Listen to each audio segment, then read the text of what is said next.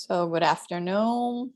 Today we continue with our study of the book Alert by the Spirit Joanna de Angelis, dictated to Divaldo Franco.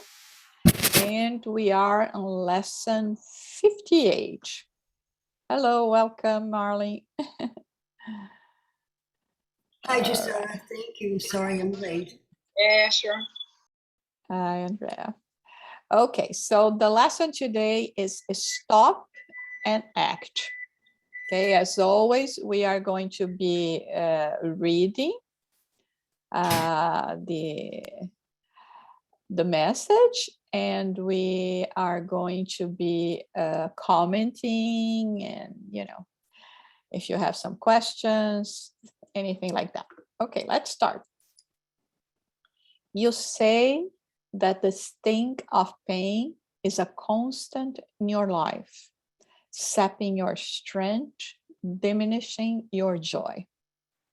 You inform that disillusionment has taken up residence in the mental centers of your existence, making you sad and meaningless. So the Joanna de Angelis is talking here about one thing that we are very familiar with, right? The difficulties, the struggles we have in life. And of course, although many times we may say that we are not completely happy, that there is always something happening, but still we feel good. There are other times that we will feel very much like she's explaining here, like, we are depleted of energy, of resilience, of sometimes even the will to continue because of everything that happens and all the trials that we go through, all the difficult experiences that many times we do not understand why we are going through them, because as we normally say, unfortunately, we do not have the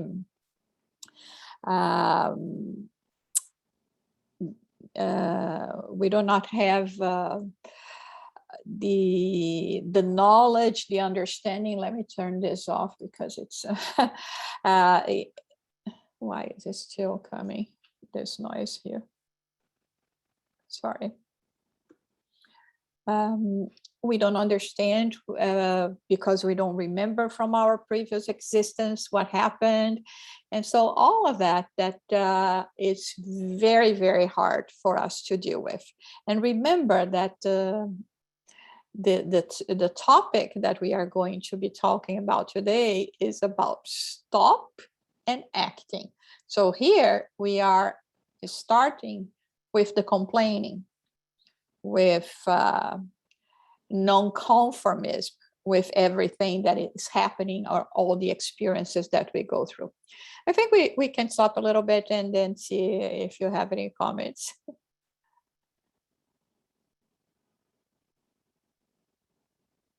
If not, we go ahead. Okay, so I'll continue. You reveal that disappointments are added to the previous ones. The previous one here, Andrea, thank you. It's actually this meaning, not the other meaning that you sent, okay? That's why I didn't incorporate in the revision here. So everything that we had in this life, in other lives, so it's like, it's piling up, right? Considering the whole experiences of just one life.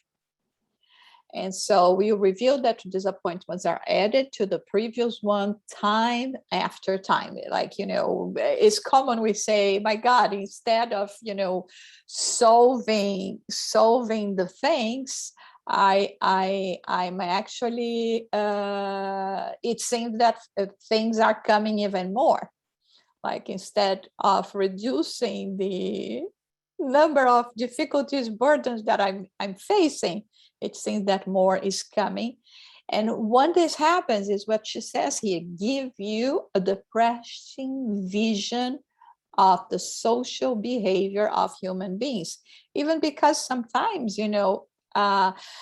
disappointments don't come just because of us, because of our behaviors, because of things that are happening, but because of things that people are doing, right? The way that they are behaving, and we expect people to behave differently. And then comes back, let's say in January 2024, she could renew the. You explain that you have lost the motivation to continue the journey, and the disillusionment often whispers the fittest ideas, somehow pushing you in the direction of self-defeat. Of course, in our level of involvement, it's only normal, so to say, that we will say that we will feel ourselves from time to time in the situation. It seems that everything that you're trying, nothing is working, all around is not working. And what is the point of doing things, of even trying to continue? So this is when, we can even go through this fixed ideas of negativity, of not thinking that it's possible that, after the dark of the night, there will be a new dawn. But sometimes we cannot see that because we are so much immersed in everything that is happening that we don't see a way out. And actually, I talked a little bit about that from the message of Emmanuel in the talk that I gave Saturday, because he said, you just need to light a little light for the scenery around you to change. And the thing is, with everything that we know, with everything that we are learning now, it is very important for us to try to go against those feelings, not to allow ourselves to be completely involved by them, to surrender to this negativity, even because we know that considering, the spirit realm, we may even attract like minds, from the spirit world that are going to even aggravate the situation for us. Any comments or questions so far? Yusara. Yes. Mm-hmm. It's so confusion at time when we go through so much, expiations and trials in our lives. But what gives us such comfort and understanding is that through Spiritism, we learn that we've been here before and that we're here to amend as much as you can and fix whatever it is, and having trust in God that whatever happens to us is for the good. But without this understanding that we have been here before and we're here for a reason and work toward that light, it gives us comfort to understand it's okay. Even though at times it's so difficult to understand, we get overwhelmed with so much, but the answers are there that we could go back and say, okay, we're here for a reason. We don't know what we've done past lives.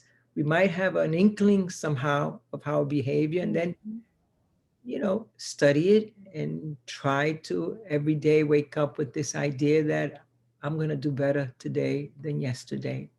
But it is a comforting idea of who we are and what we study here. It does help us, I hope, Mm-hmm.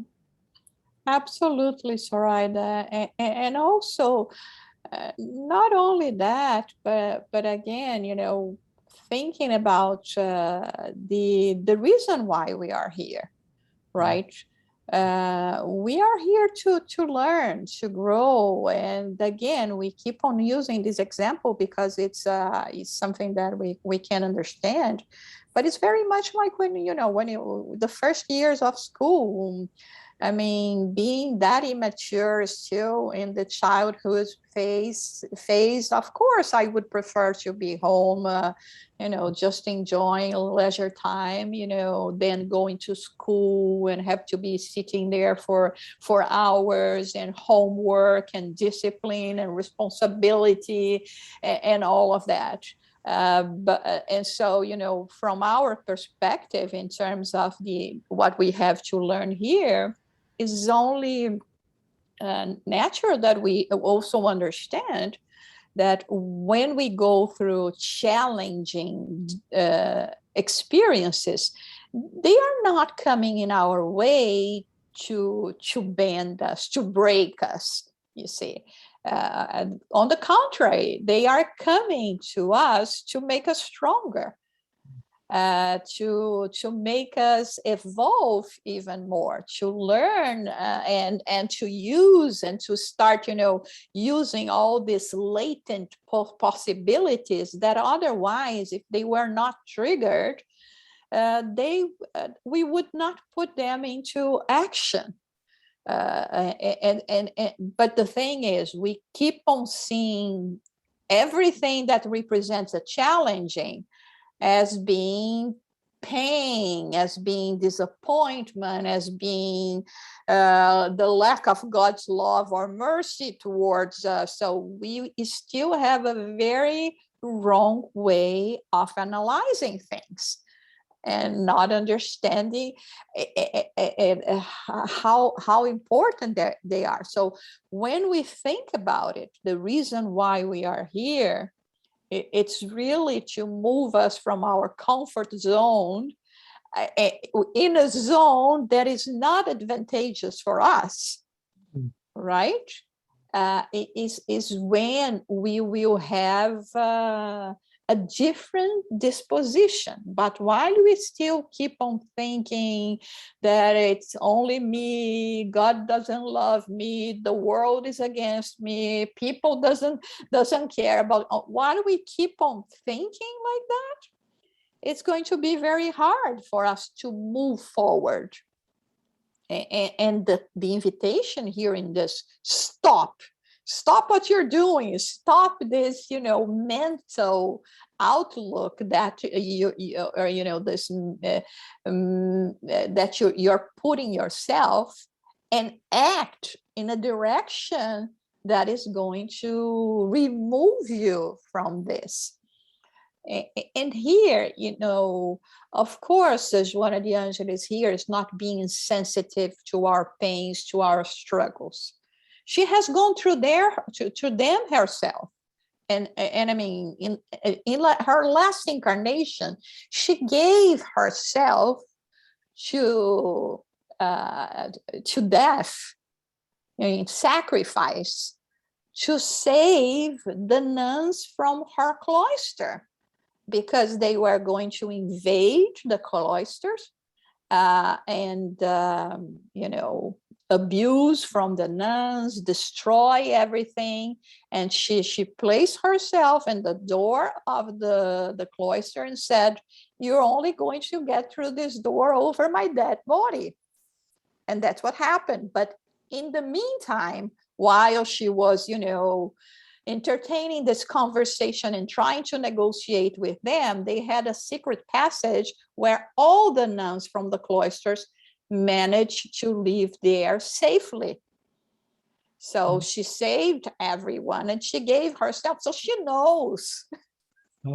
She understands. So it's not that we will say, "Oh, she doesn't know what this is." I mean, in the time of Jesus, that she was John of Cusa, she had a horrible husband. She went to Jesus and said, "Jesus, I don't want it to be in my household anymore. I want to follow you.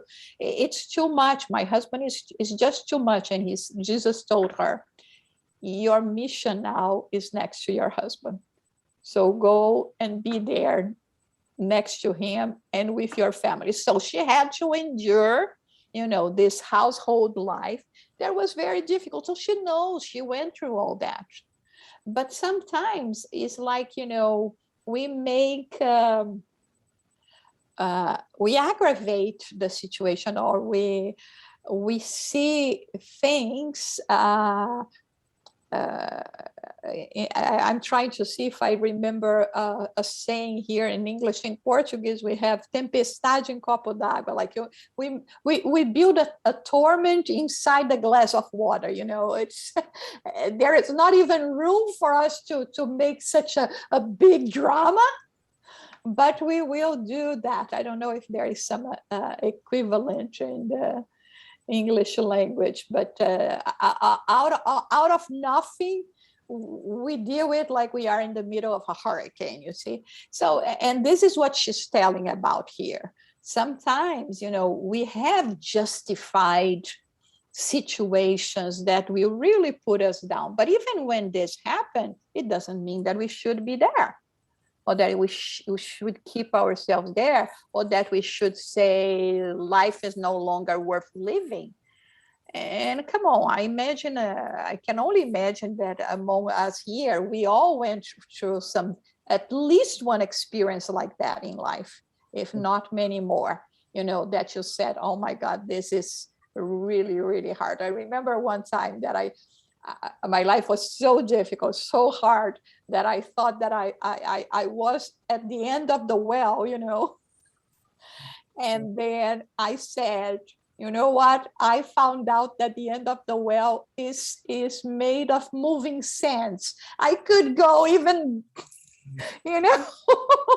down, and then I already was. So anyway, everyone goes through that. Everyone goes through that, and we will overcome. And we have other days that they are going to be so beautiful, right? And this is what she's saying here. Pay attention. Yes. I have a question. In fact, you say you mentioned we're learning. My question is, was she aware of philosophy?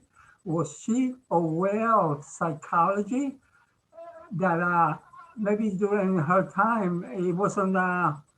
They didn't have those tools to cope with life like we do now. Actually, Joanna de Angelis is one of the founders of transcendental psychology.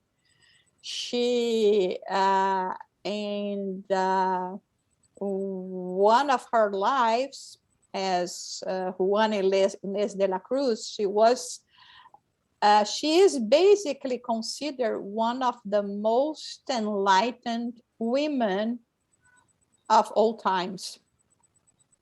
She had a private library she was in a convent as well, with so many books, and she is considered a genius in her time.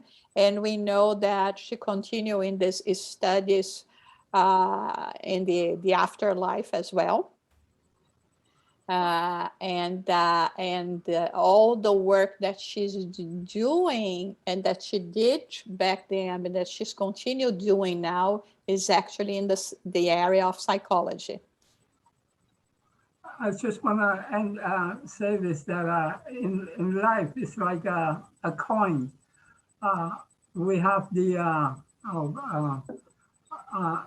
how can I lost myself now, but yes, here we put on a spirit to test us, and yet how she was kind of lost my spot now, but that we have, we're experiencing what we're experiencing in life because at the same time we've been tested. We need to pass this situation, and then if you don't do it right, you send back to your recycle again to get it right. And thanks to psychology, and it helped us a little bit. I wasn't too clear. I lost my thought, but but that's fine. And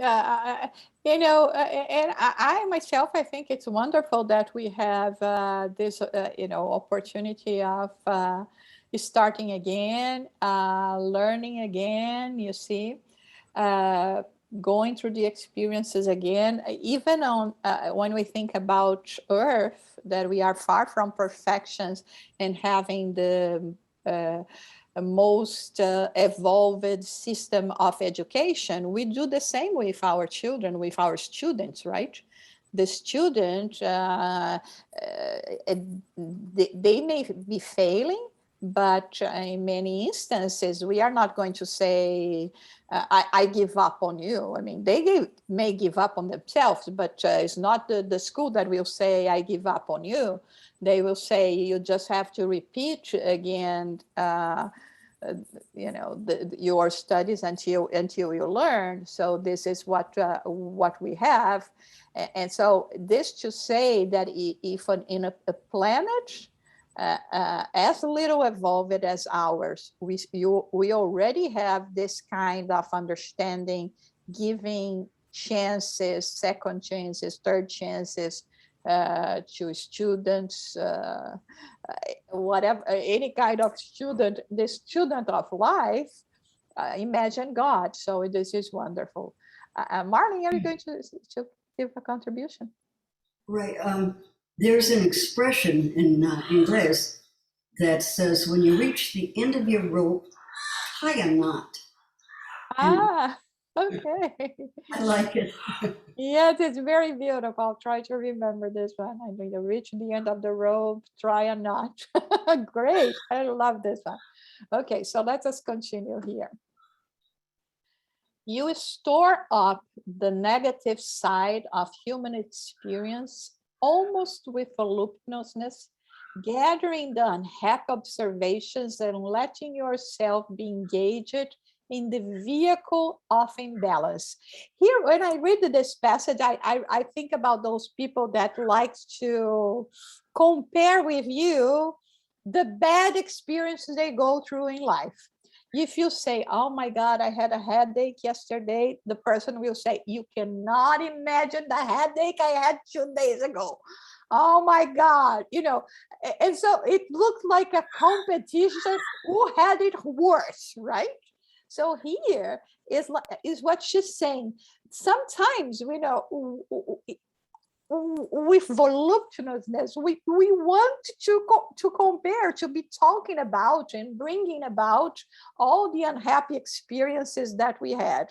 Like, for instance, of course, we cannot deny all the difficulties, the pain that the pandemic has brought to us as individuals and as a collectivity. But we don't just talk about it, but we don't talk about, how nice it was to have the chance of being more at home and with the, perhaps even dedicating yourself more to exercise, to prepare food at home instead of eating out all the time. All those things that we are gaining, this possibility of communication. Anyway, so let me continue here. However, stop and reflect for a while, disengaging yourself from the afflictions that you carry. You will observe that no one travels on earth without the burden that life naturally collects. Some suffer crucified without showing it, transforming the crude nails into assistance and support with which they hold on to take flights to the shores of hope. So what she's talking about here is do not, what we were talking before, do not keep yourself just there in the complaining, in the, oh my God, everything is so horrible around me. For starters, she's saying, everyone goes through that. Everyone, there is no exception. But then there are some that knows how to suffer well, because they understand that those are not things, like we said before, that are on their way to break them, but to make them strong. What doesn't kill you make you strong, right? It's it's not exactly that, but it's in the way of what we're talking about. So now we see that people, love to be comparing how hard it has been, how hard their experience, and this or that. And we need the ray of hope and saying, yeah, maybe it was difficult, but also I'm looking at the other side of the coin, what I also gained from that in each and every circumstances of life. Isara, Yes. it's interesting what the last statement you say about people, be willing to, able to suffer. And this is where I give credit to faith. Somehow, some people, their faith is so strong that they really avoid, feeling the pain that they go through. Mm-hmm. But you see, it's the faith that Kardec talks about and proposes to us, that is not blind faith, but reasoned faith. Because people may have faith, but when bad things happen to them, you will see them rebelling, blaspheming against God, saying whatever, where is God? I always was good, and coming really strong. And then you see that they didn't have really faith. They had faith when everything was smooth, everything was all right. But as soon as they were tested, the faith is gone, right? But those that have reasoned faith, like when you were saying, when we understand that Earth is not a vacation destination, okay? If we think it is, it's not. Not being a vacation destination, of course we are going to be tested all the time.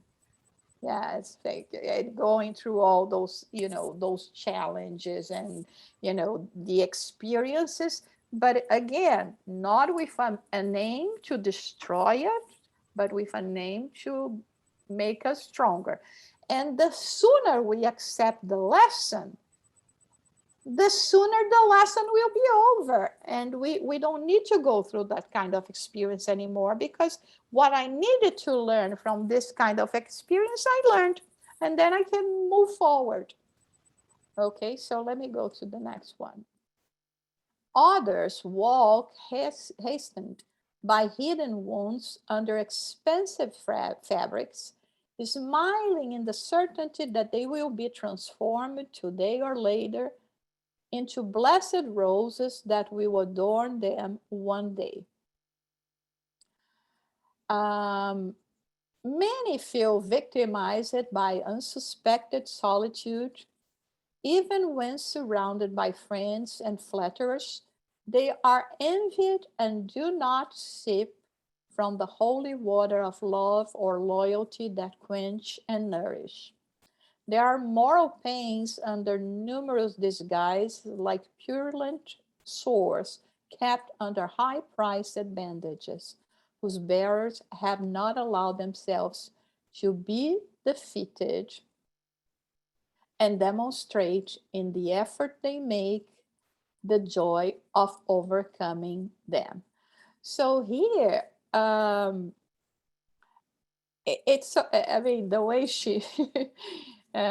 she's phrasing all of this is so beautiful, because she's talking about people that have been perhaps favored by fortune in this life, by a good economic situation, that they will be beautifully dressed or adorned, but it doesn't mean that they don't have pains as well. People that may be surrounded by other people, but still they feel solitude because these other people are not necessarily people that appreciates and values them. And so that's why she says that there are many other moral pains that is very difficult that we go through. And but even when we are going through that, it doesn't mean that we should feel or allow ourselves to be defeated by them. It's the whole message, of course, is about that. Any other comment or question? Let me see for 1 second. Yusara, Yes. can we blame suffering to our physical body? Because if we have a physical body, we experience pain. And this is why I say that without a physical body, we wouldn't be in this situation that we are with suffering. Orlando, in this case in particular, she's not even talking about physical pain. She's talking about moral pains. But we keep on forgetting that the spirit also has a physical body. Actually, it's the one that has modeled our physical body in this existence. So the physical body exists in the spirit realm as well, and we are subject to the needs of the physical body of the spirit as well. This is just a denser one, but it's also, we also have here. And as we always say, the body is only an organic thing. It's not a thinking being. It's always the thinking being, and the importance we give to that. Let's talk about moral pains that she's talking about here. If someone comes and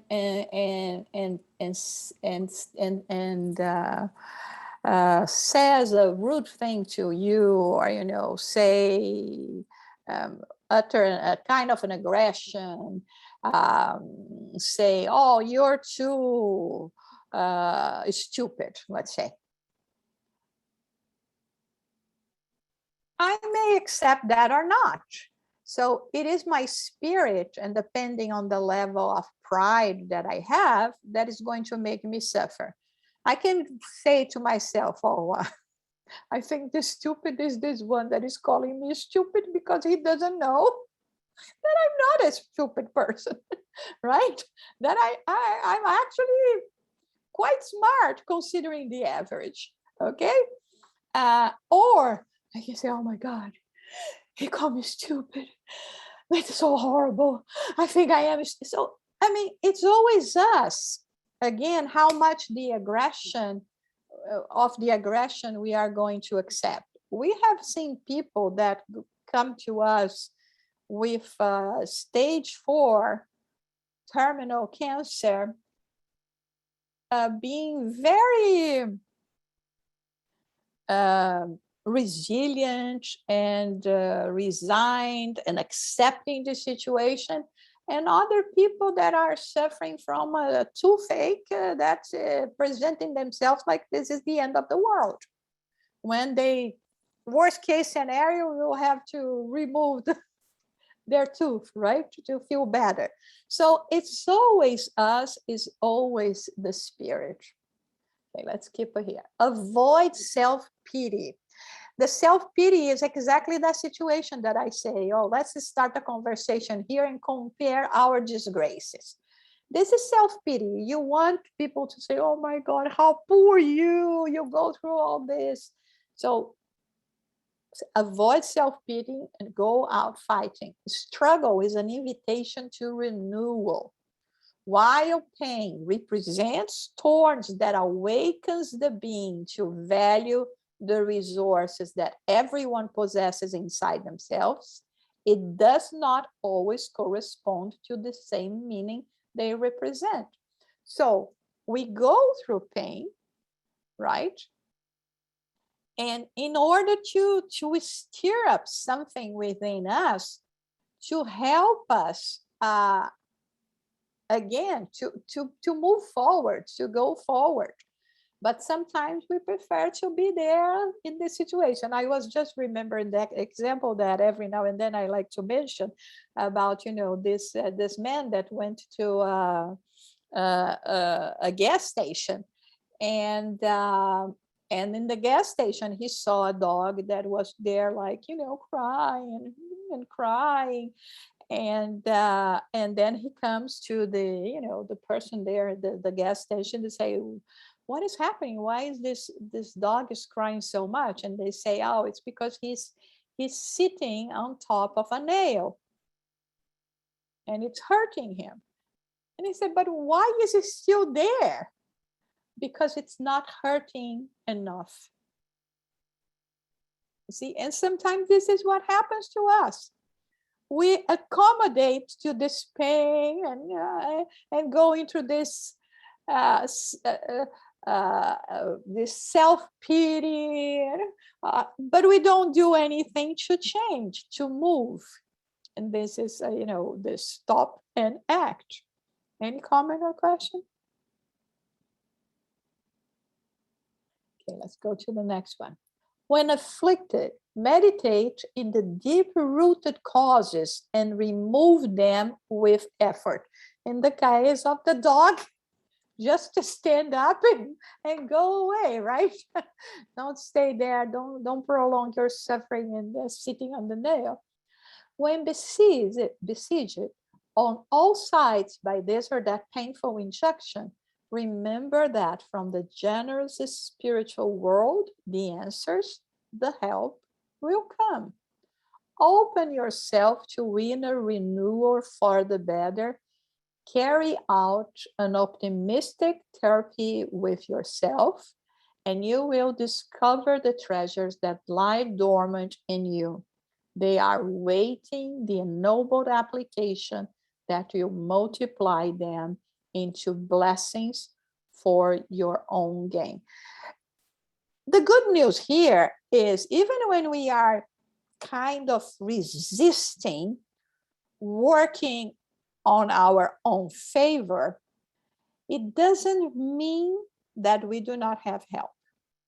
The spirits are there, ready to help, ready to inspire us, to send people our way that can come with, suggestions, invitations, bring, a new energy around us, a different kind of vibe to us. But it's up to us to accept. And we have to understand that this is what we have to do, right? To be open to all of this, to be open to their suggestions. And many times we blame heavens for not sending assistance to us while they are right next to us, and we are like this. I don't want to hear anything. Or cross my arms. I don't want to do anything. I don't like your suggestions, right? But they are there. So again, let us think that every opportunity is something to bring these hidden treasures that exist into us. Any question, comment? Yes, Sonia? Yes, because I know someone, it's exactly this way, like this personality, like for me, everything that happened in my life. And what I can see in many different situations, this person lived in. This person is blind, cannot see how many blessings happening in her life. then what can I do? Because I pray, I try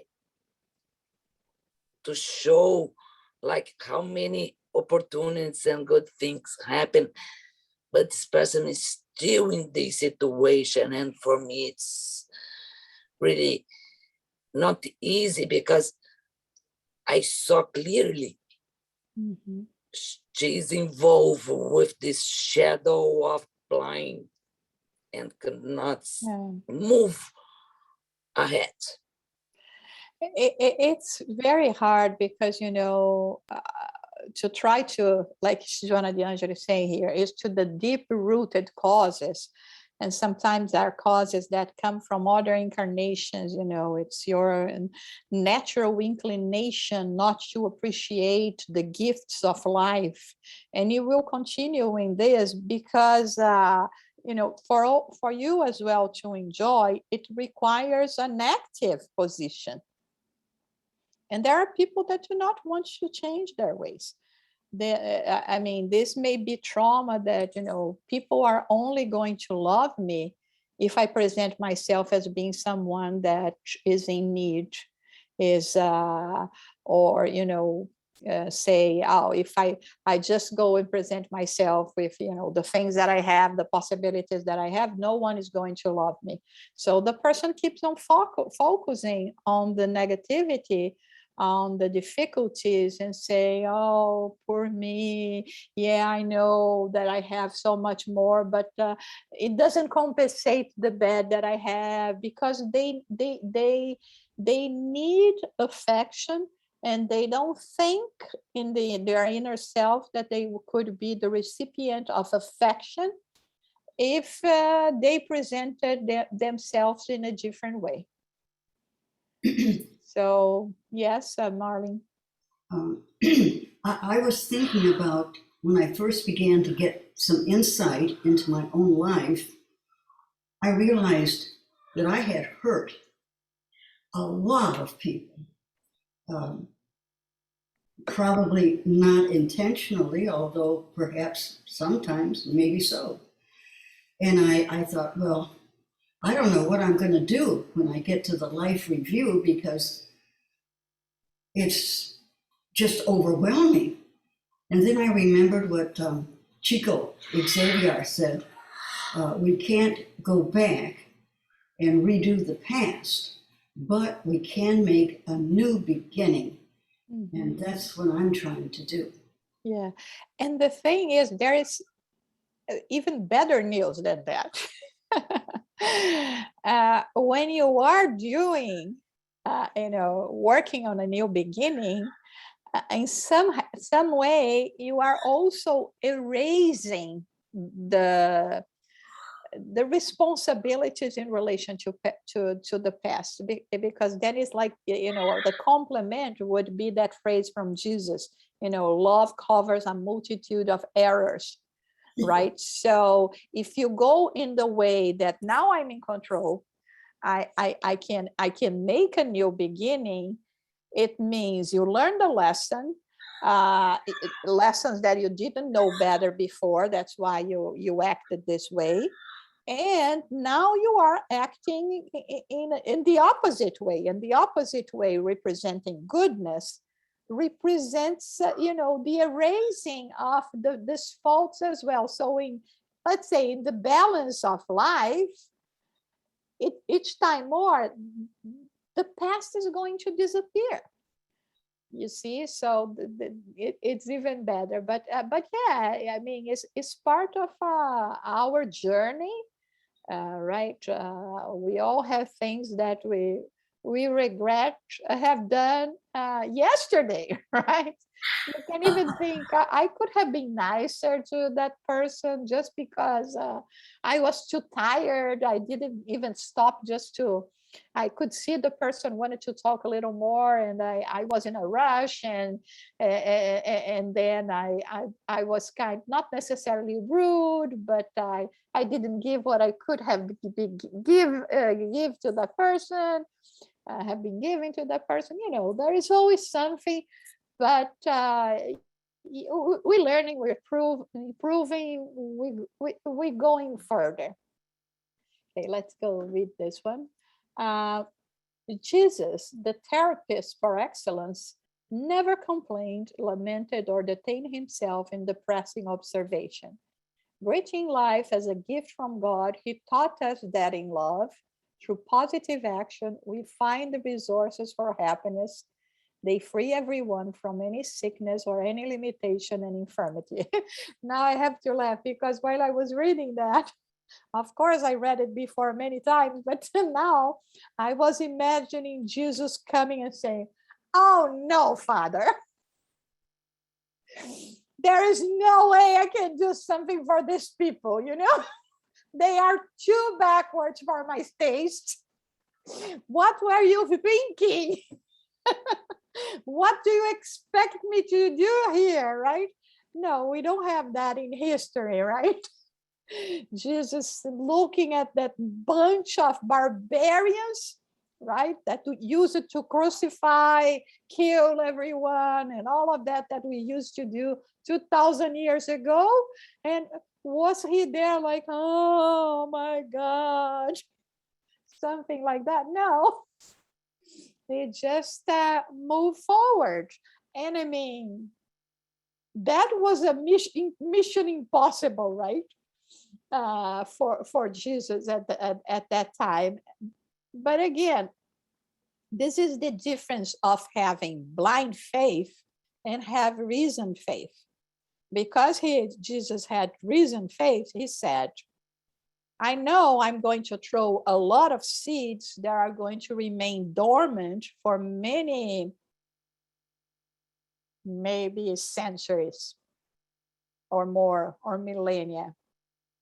But they will be there and they will flourish one day in some areas, in some people, faster than in others. But they will come to life because this is the will of the designers of the divine providence." And so sometimes when we give examples of Jesus, you say, "Oh no, this is an unfair comparison." Yes, it is.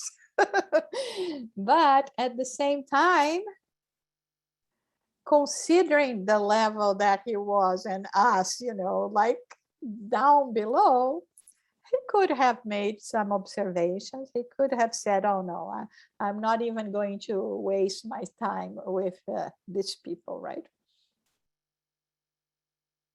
And finally, attracted to traps, provoked by mockery, rudely criticized, exposed to ridicule, systematically persecuted, Jesus went on undisturbed because his was the love open to all.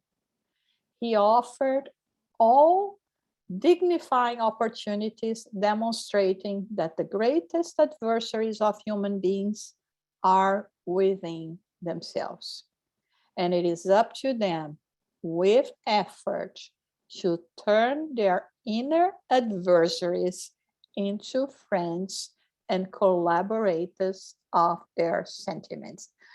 What is Joanna de Angelis saying here?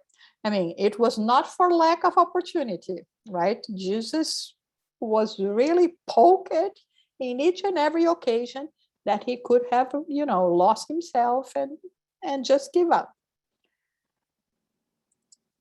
But then he was also giving us a lesson in saying, for us to tame our inner beasts. And here we are talking about imperfections that we carry, but that we can transform into virtues, friends that are going to sublimate our sentiments, our emotions. Any comment or question?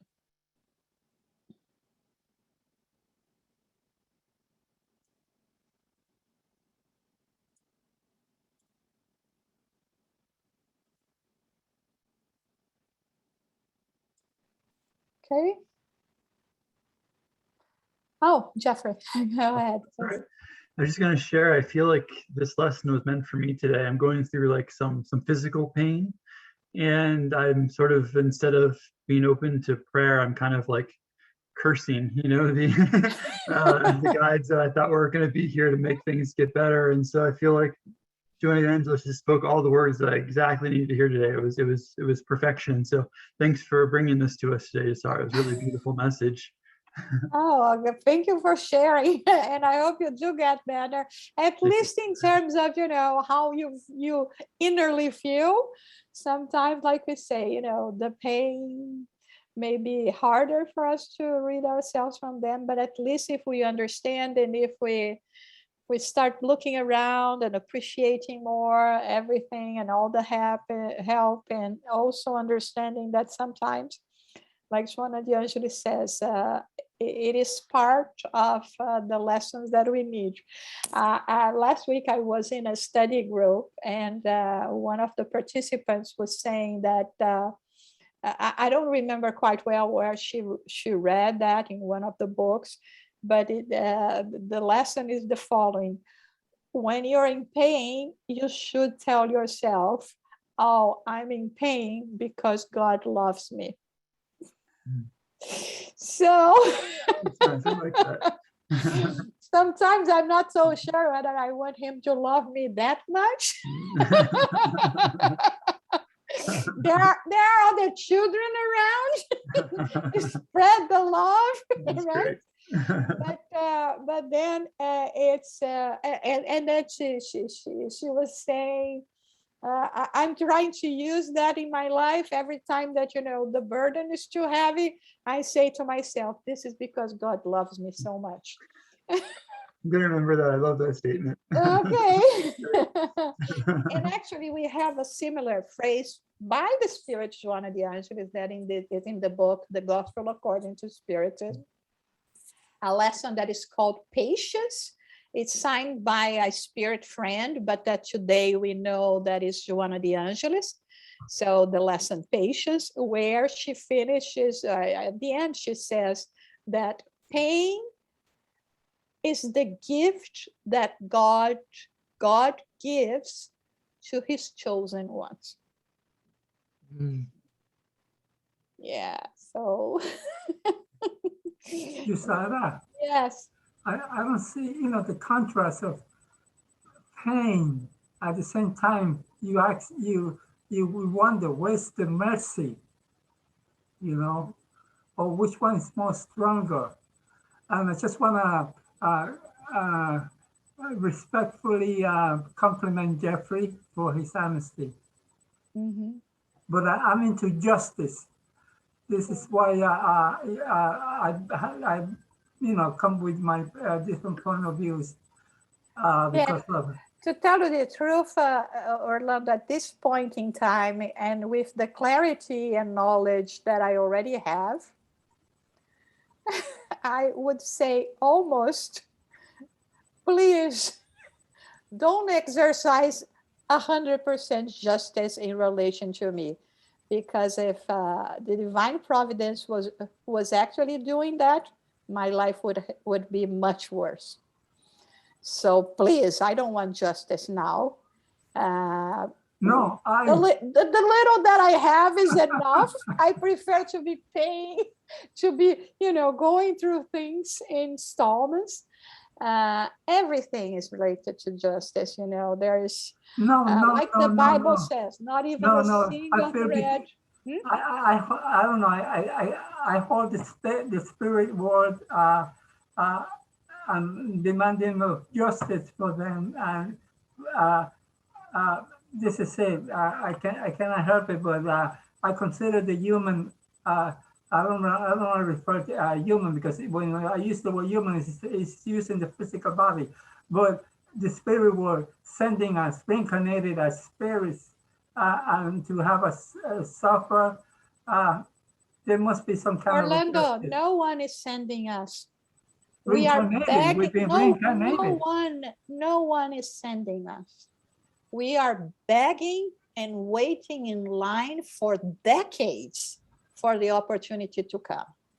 it is very, very hard to reincarnate, to have a chance. And you know, when we talk about the stars on heaven, that they have to be in a perfect conjunction, to have the perfect conjunction for us to reincarnate is something that sometimes takes like 50, 100 years, if the people that are chosen to be our parents accept to receive you, because otherwise it's going to be all over again. So no one is sending us. We are begging because we want oblivion, because I can no longer be here in a place that I cannot hide who I am and my thoughts from no one. And I cannot hide and forget myself the so many errors and iniquities that I have committed.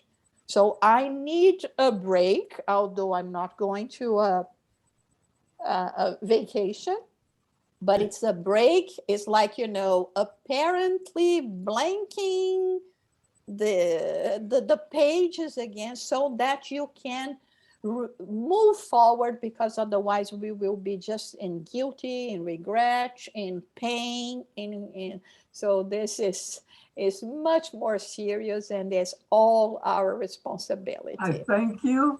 I'm always, you always reminded me of your open mind.